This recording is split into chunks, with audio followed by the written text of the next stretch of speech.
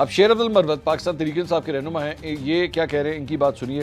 उन्होंने कहा बानी यानी कि इमरान खान की हाउस अरेस्ट ऑफर एस्टैब्लिशमेंट और हुकूमत की तरफ से मोहसिन नकवी ने की। इमरान खान की हाउस अरेस्ट की ऑफर रद्द की गई। हाउस अरेस्ट ऑफर से इनकार पर 20 दिसंबर को इमरान खान की रिहाई की पेशकश हुई।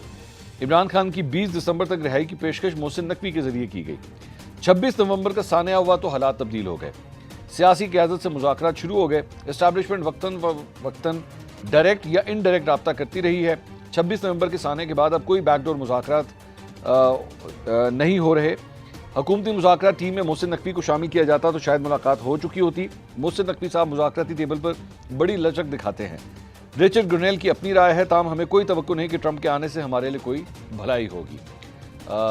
शेर अब्दुल मरवत साहब की ये राय है। शहबाज गिल तो कोई और ही पटियाँ पढ़ा रहा है, वो तो बैठ के हर तीसरी ट्वीट के अंदर रिचर्ड ग्रनेल को जो है वो टैग करता रहता है। वो तो इंज लगता है पाकिस्तान तरीके साहब USA का सेक्रेटरी जनरल बन गया वो।